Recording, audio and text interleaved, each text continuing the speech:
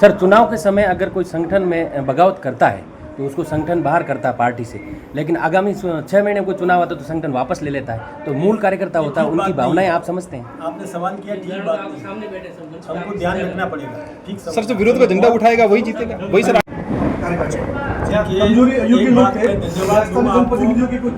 आपको भी धन्यवाद, जालोर की जनता को भी धन्यवाद कि यहाँ से सर्वोच्च सदन में लोकसभा में प्रतिनिधित्व आपने दिया। संगठन की बात के लिए मैं आपका धन्यवाद देता हूँ। संगठन में हमारे जिलाध्यक्ष हैं, हमारे सारे पदाधिकारी हैं, हमारे विधायक महोदय हैं, और संगठन में यदि कहीं कोई और जरूरत पड़ी तो हम और आपके भाजपा के लोग धरने पे बैठे हुए हैं, आपके भाजपा जिला उपाध्यक्ष धरने पे बैठे हुए हैं जॉब को लेकर के। प्रदेश कार्य समिति के सदस्य भी हैं जालोर जिले से। सर, आपकी सरकार पंचायती राज चुनाव बनने वाली है, उसमें भी हो जाएगा। सर, आपकी सरकार पंचायती राज चुनाव कब होंगे सर? देखिए, हम तो पार्टी के कार्यकर्ता हैं, ये निर्वाचन आयोग का काम है कि चुनाव कब कराए। जब निर्वाचन आयोग घोषणा कर देगा, देखो आप जानते हो कि निर्वाचन आयोग स्वतंत्र संस्था है, उस पर किसी का अंकुश नहीं है, वो स्वतंत्र संस्था है, वो जब भी चुनाव कराए हम लोग चुनाव करने। सर 2023 में बोलोगे तो पता चलेगा। बहुत स्वागत है आपका। मेरा एक ही सवाल है, क्या जालोर को मेडिकल कॉलेज मिल जाएगा? क्या जालोर के तमाम एमएलए यहाँ बैठे हैं, एमपी साहब यहाँ बैठे? मिलेगा। कब मिलेगा सर? मिलेगा। एक मात्र जिला है जिसको मेडिकल कॉलेज नहीं मिली सर, ऐसा कोई धड़ी धोरी नहीं है जालोर का। सर, कॉलेज नहीं है। आपका मंत्री महोदय भाषण से ये कहते हैं कि भामाशाह से। एक मिनट, देखो, मीडिया का प्रेस कॉन्फ्रेंस का अनुभव होना चाहिए। नहीं, आपको सुननी भी पड़ेगी ना सर। आपने बताया सर, हमने सुना, आपको नहीं कर सकते भैया। सर, हमारी भी तो सुननी पड़ेगी। कॉन्फ्रेंस की एक लिमिट है। आपने सवाल किया, मैंने जवाब दिया, वो मेरा जवाब है। इसमें पूरक प्रश्न प्रति प्रश्न हमारी लोकसभा की तरह नहीं है। सर आप पूछो। सर 2023 में जो आपके संगठन ने जो वादे किए, मैनिफेस्टो जारी किया था, क्या उस पे ये सरकार खरी उतर रही है अभी? निश्चित रूप से 80% से अधिक हमने चुनाव घोषणाएं पूरी कर दी। चुनाव घोषणाएं से पूरी नहीं होती सर। ऐसे नहीं करना भैया। मैं बताऊं सर, सर, आपके मुख्यमंत्री जी कह रहे हैं केवल किसान 25 दिन काम करते हैं। आप मान रहे हैं क्या किसान 25 दिन काम करने से काम चल जाएगा? खेती हो जाएगी, उपज हो जाएगी? किसान 25 दिन नहीं कर रहे हैं, आप फिर गलत सोच रहे हो। हमने 200 दिन काम देने की घोषणा की। 125 दिन तो बीबी जीराम जी, तो सीएम साहब ने कहा है, सीएम साहब यही कह रहे हैं सर। सीएम साहब ये कह रहे हैं। सब करोगे तो कैसे चलेगा? एक एक करो, उनका जवाब दे रहा हूँ। हाँ, बताइए सर, बताइए। 125 दिन तो बीबी जीराम जी में मजदूर काम करेगा। 60 दिन जब किसान बुआई करेगा और जब कटाई करेगा तब उसको मजदूर की जरूरत रहती है, उसके लिए हमने छूट दी है, तो वो मजदूर किसान को मिल जाए, इस प्रकार की व्यवस्था हमने सुनिश्चित की है। पर वो सर रिफाइनरी, सर मैं रिफाइनरी वाला सवाल है सर, ये पूछ रहे हैं। अरे ये पूछ रहे हैं भाई। सवाल है कि जालोर में अगर आप इसको देखेंगे तो बीजेपी जो जरिए लोगों का आरोप है कि जिलाध्यक्ष कार्यकर्ता को लेके नहीं चलते हैं, उनकी बात नहीं सुनते हैं। एक कार्यकर्ता का आरोप है कि जिलाध्यक्ष ने उनको ब्लॉक कर दिया, उनके गांव की पानी की समस्या सुनाने पर सांसद ने उनको ब्लॉक कर दिया। इस तरीके से इसकी पार्टी के नेतृत्व इस तरीके से काम कर रहा है। कार्यकर्ता आपने सवाल किया, पहली बात तो ये है कि मैं रास्ते भर तक इतने कार्यकर्ताओं ने बढ़ चढ़ करके स्वागत किया, इसलिए कार्यकर्ता सक्रिय है। दूसरी बात, यदि किसी ने मांग की है पानी, बिजली, कोई भी चिकित्सा कैसी भी, तो हमको उसका ब्लॉक नहीं करना है, उसकी सेवा करने का काम करना है। यदि ऐसी जानकारी आप मुझे देंगे तो मैं उसको दूंगा। सर, जॉब में 100 दिन से ज्यादा रिफाइनरी वाला सवाल है सर कि विपक्ष का कहना है कि सर विपक्ष का ये कहना है कि रिफाइनरी की जो प्रोजेक्ट है वो 7 साल पहले शुरू हो जाना चाहिए था और दोगुनी लागत से ये हुआ है, इसके बारे में क्या कहना है? देखिए, ये बात सही है कि रिफाइनरी की शुरुआत वसुंधरा जी थी 2003 से 8, तब उन्होंने श्री गणेश की, उससे कुछ रुपया सरकारी खजाने में जमा भी कराया। लक्ष्मी नारायण दवे उस समय पेट्रोलियम मिनिस्टर था।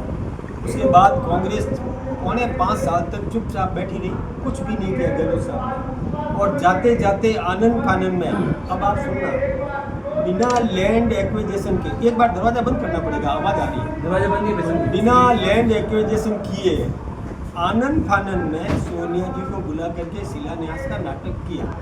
अब उसमें एमओयू कैसा किया, आप नेट पर निकाल के देख सकते हो। 3736 करोड़ रुपया प्रति वर्ष उस कंपनी को देना 15 साल तक बिना ब्याज। ये एमओयू कितना घाटे का था कि 3736 करोड़ रुपया हम दें ज़मीन हमारी, तेल हमारा और पैसा भी हमारा, और फिर 26% इक्विटी हमारी, और पेट्रोल उसका प्योरिफिकेशन कितना 6.2, इतना सा छोटा सा उत्पादन। लेकिन वसुंधरा जी उसके बाद कांग्रेस तो चली गई, जाते जाते किया था आनंद फानंद में, फिर बीजेपी आई और बीजेपी वसुंधरा जी ने वो सारे एमओयू निरस्त किए, और उसी कंपनी से कि हम 3736 करोड़ क्यों दें आपको, तो 1100 करोड़ पर लाके और समझौता किया और इक्विटी की बढ़ाई, और 12.2% की प्योरिटी, जिससे पेट्रोल भी, डीजल भी, गैस भी, ये सब हमको मिलने लगेगा। यह व्यवस्था सुनिश्चित करी, क्रूड भी मिलेगा, ये सुनिश्चित की। उसके बाद फिर कांग्रेस आ गई। 5 साल तक कांग्रेस मुख्यमंत्री अपने उप मुख्यमंत्री से लड़ता रहा, कोई विकास का काम नहीं या कुछ नहीं किया। अभी हमारे भजन लाल जी ने आते ही सबसे पहले ये किया कि हमारे यहाँ पर बहुत बड़ा रिफाइनरी का विस्तार कर दिया। कल मैं जाकर के देख के आया हूँ, आप भी देखोगे तो गर्व करोगे जब आपको पता चलेगा कि इतनी बड़ी रिफाइनरी, जिससे पेट्रोल भी मिलेगा, डीजल भी मिलेगा। अभी गैस उत्पादन शुरू हो गया है, गैस उत्पादन के टैंकर्स चालू हो जाएंगे, भेजने के लिए पूरे हिंदुस्तान में भेजेंगे, और 8,000 करोड़ का प्रतिवर्ष राजस्थान को रेवेन्यू जनरेट होगा, और 90,000 मजदूरों को, कर्मचारियों को डायरेक्ट इनडायरेक्ट रोजगार मिलेगा। इससे बड़ी बात और क्या हो सकती है? रिफाइनरी के बारे में कौन क्या बताता है? आपके नेट पे निकाल दो, आप गूगल खोल देना मेरी इस प्रेस कॉन्फ्रेंस के तुरंत बाद, और बाद में रिफाइनरी निकाल के देखना, ये मैंने जो कहा है वो सवाल आपके सामने आ जाएगा। 40,000 करोड़ की वसुंधरा जी ने बचत की है। नहीं, एक मिनट सर, झाब में आपके भाजपा के जिले के उपाध्यक्ष जो है धरने पे बैठे हुए हैं, भाजपा के लोग धरने पे बैठे हुए हैं सुनवाई झाब के अंदर, और उनका समझाओ झाब सब ये यहाँ पे आपके पंचायत समिति बनी थी झाब सांचौर में, और उसमें झाब पंचायत समिति बनने के बाद में एक आपके यहाँ से त्रुटि सुधार करके एक अन्य आदेश निकलता है, झाब की जगह भादरुणा को पंचायत समिति बना दिया जाता है। उसके विरोध में जिस जगह से भाजपा लीड करती है, भाजपा हर बार जहाँ से विन करती है, उस जगह के कार्यकर्ता जो आपके जिले के पदाधिकारी तक भाजपा के जिला उपाध्यक्ष से धरने पे बैठे, कोई सुध नहीं ली जा रही है, और इसका प्रत्यक्ष उदाहरण ये है कि आपको भी पता नहीं है। सर, इसके बारे में क्या कहेंगे आप? पता नहीं है तो पता होना चाहिए, और यदि ऐसी कोई बात है तो मैं उसकी पुनः समीक्षा करूँगा। सर, चुनाव के समय अगर कोई संगठन में बगावत करता है तो उसको संगठन बाहर करता है पार्टी से, लेकिन आगामी 6 महीने कोई चुनाव आता है तो संगठन वापस ले लेता है, तो मूल कार्यकर्ता होता है, उनकी भावनाएं आप समझते हैं? आपने सवाल किया, ठीक बात नहीं, सामने बैठे सब हमको ध्यान रखना पड़ेगा। ठीक सर, जो विरोध का झंडा उठाएगा वही जीतेगा, वही सर आगे बढ़ेगा, यही आपकी नीति है। इनको आप नहीं तो ये तय नहीं होगा सर कि एक सवाल इनको आप नहीं बताओ। अरे मैं बंद नहीं कर रहा हूँ, मेरा टाइम हो गया सर, हमारी भी सुन ली। मैं आपको रोक नहीं रहा हूँ। पंचायत शिक्षकों की 2017 की भर्ती थी, पूरे प्रदेश में 23,000 के आसपास है।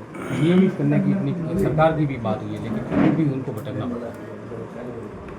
देखिए, एक बात मैं बताऊँ, संविदा पे भर्ती थी वो, तो संविदा को नियमित करना एक अलग प्रक्रिया है, उसकी एक परीक्षा का सिस्टम है, वो क्या है मैं उसको देख लूँ। दिया कुमारी ने भी अपने बजट में ये बात कही थी। आप क्या कह रहे हैं? आपने विकास की बात की, चाहे किसानों के क्लेम का मुद्दा है, चाहे बजट में घोषणाओं का मुद्दा है, बीजेपी सरकार धंधा बातें रेवड़ी फेंकते रखने इसी तर्ज पर काम कर रही है। ऐसा नहीं कह सकते, ऐसा नहीं है। एग्जाम्पल हम अपने को रेवड़ी नहीं देते। कोई नहीं सोचता था कि मैं राजस्थान का प्रदेश का अध्यक्ष बनूंगा, कोई नहीं सोचता था कि बीजेपी में अगला कौन अध्यक्ष बनेगा, इसलिए अपने अपने को देने नहीं, आपकी काबिलियत पे हमें भरोसा था। परिवारवादी पार्टी नहीं है। सर सवाल बाकी है, सवाल बाकी है।